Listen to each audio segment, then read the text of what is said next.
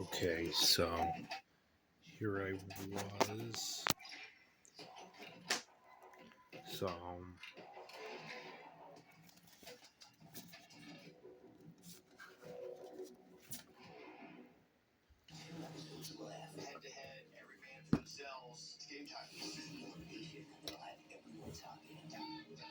oh, great. Now I got stains all over my.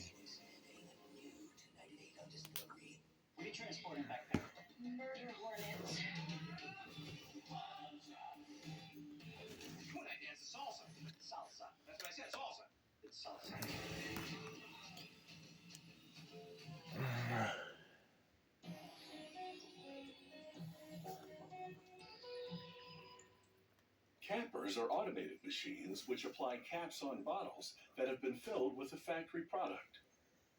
Anything from shampoo to soft drinks. The closures the cappers apply include screw caps, push-down tops, and aluminum caps molded to the shape of the bottleneck. Cappers come in different sizes to meet the product manufacturer's packaging requirements. From 3-head machines that cap 40 bottles per minute to 36-head machines that cap 1,200 bottles per minute. Every capper is custom designed for the product being packaged, so producers must supply the capper manufacturer with samples of their specific bottles and caps. The first step of the design phase is to paint the samples white so that engineers can scan them with a laser to produce a 3-dimensional computer model. Then the engineers use that virtual bottle and cap to design the machine's bottle handling equipment. This refers to the components which transport the bottles through the machine as opposed to the components that apply the cap. This computer-guided water jet cutter slices through a stainless steel plate to make the Here I bases am that support working the on my bottle handling equipment costume. on the capper from underneath. A computer-guided machining center shapes the complex bottle handling components out of stainless I steel gotta rods. work on it. So, The capper's bottle capping components are machined the same way. Every part undergoes a precision inspection. An engineer checks the dimensions with a device called a coordinate measuring machine.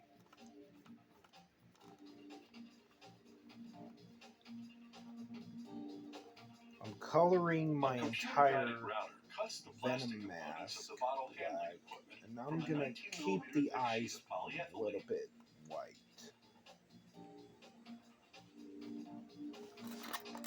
So,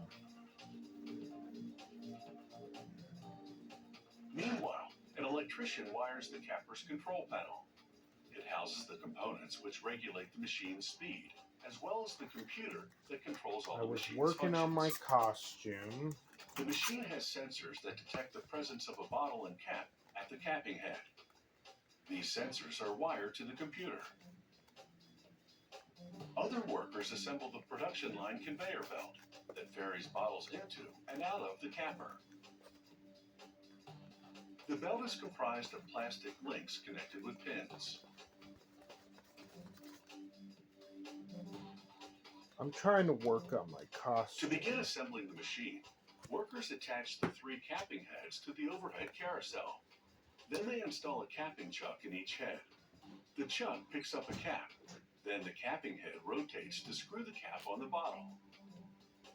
A computer-guided engraver labels the capper's in-feed star wheel, a disc with pockets that guide the bottles into the machine. Workers highlight the engraving with paint and inset a colored disc indicating the specific bottle size the star wheel is designed to run. They repeat these steps with the machine's 2 other star wheels. One in the center of the machine that moves the bottles under the capping heads, and another that transfers the bottles to the machine's exit. Workers manually assemble each star wheel. They verify the pocket size. I was Then, coloring on the center my star wheel favorite only, bolt Venom the stainless mask. steel reinforcement layer and line the pockets with the rubber material that grips bottles. So, I'm making it black After installing so the it can metal make it support bases on the much capper, they darker. mount the corresponding star wheels. The center star wheel and base have to be made in halves to fit around the machine's central shaft. Don't you want it, Doctor? Workers install I the can center keep guide. the eyes much bottles wider travel in the after I path made the between the eyes wheels and the guide. version movie accurate. Next, workers install a restraint belt It's made of looking the same great. rubber material that Costume lines the center star wheel designing, pockets. repainting. The belt and pocket prevent the I know bottle from it's too spinning late. as the capping head screws on the cap. Repainting. No capper What? leaves the factory without a test run. What's it too late for? It wasn't Before too running the late. machine Oh, normally, it was too workers run it light. at low Oh, speed too to late. check that I the know components the are properly mask aligned colored and the movements black correctly to white. timed. I prefer this entire The bit. in-feed I can star keep wheel the eyes receiving the white. bottles transfers them I to the did center star already wheel under did the the capping eyes, heads. but I'm doing it an The entire capped face. bottles then transfer to the That's discharge star wheel, the head. which guides them to the conveyor belt You let leading that to the side labeling dry machine. before you move on. It's coming soon. It will be. Then I'll redesign that too. If the paint got cracked in it, maybe we'll get a gloss to make it look better. Redesigning Looks Venom. pretty good to Dad. I think you did a great job. Work on Today the on How It's Made, movie studios at home during quarantine. Since coronavirus began set 3 years ago, plaster moldings, it felt like an apocalypse. It lemongrass felt oil, like the end of the world. Coronavirus feels like the end of the world. and I don't have to worry about the coronavirus getting me and giving me a night. In race car engines, excess lubricating oil is stored in tanks rather than oil pans. This prevents the oil from sloshing around during the race and causing drag on the crankshaft. With less drag, performance is increased, so these oil tanks are part of a winning strategy. Race car oil tanks come in various shapes and sizes in order to fit into different vehicles, but their purpose is the same: to keep excess oil out of the engine to boost performance. Each tank starts with a computer design. The engineer maps out the precise dimensions. They Make input sure the I measurements didn't into have any computerized machining stains. systems. Make This sure. first one cuts a long piece of aluminum into smaller pieces, creating blanks to make parts known as tank rings. A vertical milling tool sculpts a recess in the blank to seat an O-ring sealer. Then, switching bits, the machine contours the outside of the blank, taking it from rectangular to round. Other tools carve a large hole in the center and profile the inner diameter so that the part will mate to the tank. This ring is designed to be removable to access the tank for maintenance. Here's the blank before and after machining. Like powerful cookie cutters, computerized punches cut out numerous parts from an aluminum sheet. They include the oil tank body, the top, and other assembly pieces. To make the tank body cylindrical, a worker turns a crank to curl it around a roller. This tank body is called the wrapper. He drills a hole in the bottom cone. The hole is for the line that returns lubricating oil to the race car engine. Using a thin bandsaw, he trims the cone to fit the tank ring.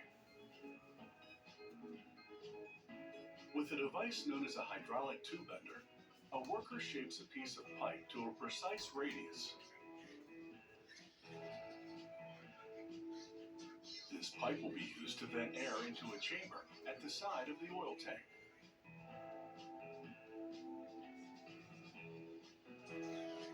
He trims the ends of the vent tube using a bandsaw.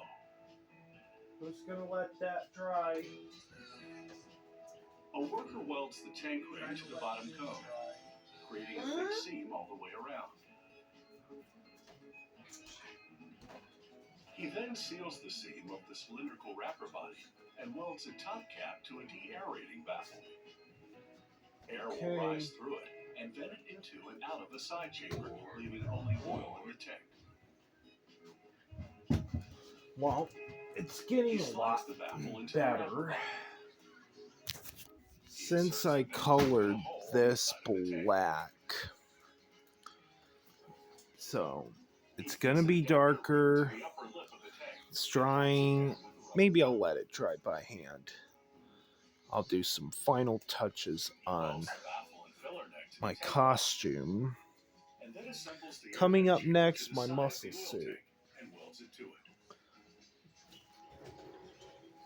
So I've been coloring this black. Maybe I already did the eyes back on Facebook video.